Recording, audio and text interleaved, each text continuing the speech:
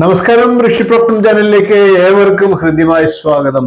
ഇപ്പോൾ നാം അവതരിപ്പിക്കുന്നത് മേടസംക്രമവും അതിന്റെ ഫലങ്ങളുമാണ്. മേടസംക്രമ ഫലവും സംക്രമ ഫലത്തിൽ വരുന്നത് സൂര്യസംക്രമത്തിന്റെ ഫലവും അതേപോലെ തന്നെ ദേവതാ ഉദയത്തിന്റെ ഫലവും പ്രത്യേകമാണ്. മറ്റ് നക്ഷത്ര ഫലങ്ങളിൽ നിന്ന് വ്യത്യസ്തമായിട്ടുള്ള ഫലപ്രവചന രീതിയാണ് ഇത്. ആ ഒരു കാര്യം മനസ്സിൽ വെച്ചുകൊണ്ട് ഈ വീഡിയോയെ സമീപിക്കുക. 27 നക്ഷത്രങ്ങളുടെയും പ്രത്യേകം അത്തരത്തിൽ സംക്രമ ഫലവും നക്ഷത്ര ഫലങ്ങളും പറയുന്നുണ്ട്. ഇപ്പോഴത്തെ ഗ്രഹസ്ഥിതി പ്രകാരമുള്ള നക്ഷത്ര ഫലങ്ങളും പ്രത്യേകമായിട്ട് ഈ വീഡിയോയിൽ തന്നെ പറയുന്നുണ്ട്. അതുകൊണ്ട് തന്നെ നല്ലൊരു വീഡിയോ ആണ്, നിങ്ങൾക്ക് ഏവർക്കും പ്രയോജനപ്പെടും എന്ന് വിശ്വസിക്കുന്നു. ദേവതാ ഫലവും സംക്രമ ഫലവും നക്ഷത്ര ഫലവും ഒക്കെ പരസ്പരം വ്യത്യസ്തങ്ങളായിരിക്കാം. എല്ലാത്തിലും നല്ലത് വരികയാണെങ്കിൽ അത് ആ നക്ഷത്രക്കാർക്ക് ഏറ്റവും ഗുണപ്രദവും, മധ്യമമാണ് എങ്കിൽ അതിനനുസരിച്ചും, ദോഷമാണെങ്കിൽ അതിനനുസരിച്ചുള്ള പരിഹാര കർമ്മങ്ങളും ചെയ്ത് വരുന്ന ഒരു വർഷക്കാലം മുന്നോട്ട് പോവുക.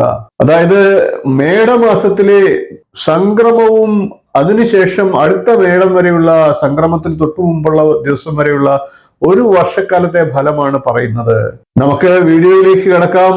കൊല്ലവർഷം 1201 ആണ്ട് മേടമാസം 1 തീയതി വിഷു മുതൽ കൊല്ലവർഷം 1202 ആണ്ട് മീനമാസം അവസാനം വരെയുള്ള ഒരു വർഷത്തെ വിഷു സംക്രമ ഫലവും ദേവതാ ഫലവും നക്ഷത്ര ഫലവുമാണ് ഈ വീഡിയോയിലൂടെ പ്രതിപാദിക്കുന്നത്. അതായത് 2026 വിഷു മുതൽ അടുത്ത വിഷുവിന് തൊട്ടു മുമ്പുള്ള ദിവസം വരെയുള്ള ഒരു വർഷക്കാലത്തെ സമ്പൂർണ്ണ ഫലം. ഇപ്പോൾ നമുക്ക് രേവതി നക്ഷത്രക്കാരുടെ ഒരു വർഷക്കാലത്തെ വിഷു സംക്രമ ഫലത്തെ പരിശോധിക്കാം. ഇനി നമുക്ക് രേവതി നക്ഷത്രക്കാരുടെ വിഷു ഫലത്തെ പരിശോധിക്കാം. രേവതി നക്ഷത്രക്കാർക്ക് ആദിശക്തമാണ്. അതുകൊണ്ട് തന്നെ സർവാഭിഷ്ട സിദ്ധിയും സത്കീർത്തിയും ഫലമായി പറയണം.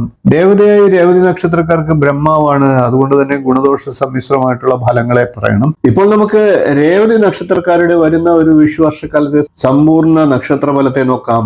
രേവതി നക്ഷത്രത്തിൽ ജനിച്ചവർ ധനവും ബുദ്ധിയും ഉള്ളവരും ജനങ്ങൾ ഇഷ്ടപ്പെടുന്നവരും ശരീര സൗന്ദര്യവും ഭാര്യയോട് വിധേയത്വം പുലർത്തുന്നവരുമാണ്.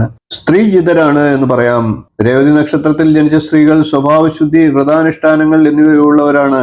സൗന്ദര്യവും തേജസ്സും ഉള്ളവരാണ്. ശത്രുക്കളെ ജയിക്കുന്നവരും എല്ലാവർക്കും ഇഷ്ടം ജനിപ്പിക്കുന്നവരും ആയിരിക്കും. ചാരവശാൽ വ്യാഴം 4ഉം 5ഉം ഭാവങ്ങളിലായിട്ടാണ് സഞ്ചരിക്കുന്നത്. ശനി ജന്മരാശിയിലാണ്. രാഹു 12ലാണ്. മാനസികമായിട്ടുള്ള സംഘർഷാത്മക അവസ്ഥയുണ്ടായേക്കാം. മനസ്സിൽ വളരെ കാലമായി ആഗ്രഹിച്ച കാര്യങ്ങൾ സാധിക്കുന്നതാണ്. സന്താന ഭാഗ്യം, സദ്ഗുണങ്ങൾ എന്നിവ ഉണ്ടാകാം. 9 വയസ്സുവരെയുള്ളവർക്ക് ഈ വർഷം ആരോഗ്യവും ഐശ്വര്യവും വിദ്യയും, 9 വയസ്സ് മുതൽ 16 വയസ്സ് വരെയുള്ളവർക്ക് ഈ വർഷം രോഗങ്ങളും അതിൽ നിന്ന് മുക്തിയും ലഭിക്കാം. തീ, കരണ്ട്, അഗ്നി, വൈദ്യുതി എന്നിവയിൽ നിന്നൊക്കെ കരുതലടിക്കേണ്ടതാണ്. 16 വയസ്സ് മുതൽ 36 വയസ്സ് വരെയുള്ളവരെ സംബന്ധിച്ച് ഉന്നത പഠനം, തൊഴിൽ, വിവാഹം, ധന, ഐശ്വര്യങ്ങൾ എന്നിവയൊക്കെ ഈ വർഷം പ്രതീക്ഷിക്കാവുന്നതാണ്. 36 വയസ്സ് മുതൽ 42 വയസ്സ് വരെയുള്ളവർക്ക് ഈ വർഷം സ്ഥാനനഷ്ടങ്ങളും അലച്ചിലും ഉണ്ടാകാം. 42 വയസ്സ് മുതൽ 52 വയസ്സ് വരെയുള്ളവരെ സംബന്ധിച്ച് പരിശ്രമത്തിലൂടെ നേട്ടങ്ങളും സുഖവും സന്തോഷവും ഫലമായിട്ട് പറയണം. 52 വയസ്സ് മുതൽ 59 വയസ്സ് വരെയുള്ളവർക്ക് കഠിനാധ്വാനത്തിലൂടെ ഉയർച്ചയും ഈ വർഷം പ്രതീക്ഷിക്കാവുന്നതാണ്.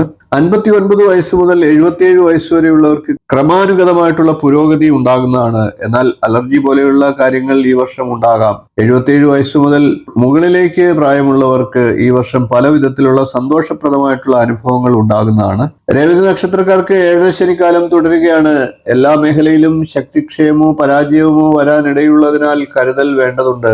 സാഹസങ്ങൾക്ക് ഒരു കാരണവശാലും മുതിരാതിരിക്കുക. സാമ്പത്തിക അച്ചടക്കം അനിവാര്യമാണ്. കൂട്ടുകെട്ടുകളിൽ ജാഗ്രത വേണ്ടതായിട്ടുണ്ട്. പുതിയ ജോലികൾക്കായി നിലവിലെ ജോലി ഉപേക്ഷിക്കുന്നത് പലവട്ടം ആലോചിച്ചിട്ടാവണം ചെയ്യാൻ. നിലവിലെ ബിസിനസ് മുന്നോട്ട് കൊണ്ടുപോകാനും സാധിക്കുന്നതാണ്. പക്ഷേ വലിയ തോതിൽ പണം മുടക്കാതിരിക്കുക. Agency commission ഏർപ്പാടുകൾ ഗുണകരമാകുന്നതാണ്. വീട് നിർമ്മാണം തുടങ്ങാൻ സാധിച്ചേക്കും. എന്നാൽ പൂർത്തിയാക്കാൻ ചിലപ്പോൾ വൈകുന്ന സാഹചര്യങ്ങളും ഉണ്ടാകാം. മകന്റെ അല്ലെങ്കിൽ മക്കളുടെ നിർബന്ധത്തിന് വഴങ്ങി വാഹനം മാറ്റി വാങ്ങേണ്ട സാഹചര്യങ്ങളും ഉണ്ടാകാം. അനുരാഗ കാര്യങ്ങളിൽ കുടുംബത്തിന്റെ എതിർപ്പുകൾ നേരിടേണ്ടി വന്നേക്കാം.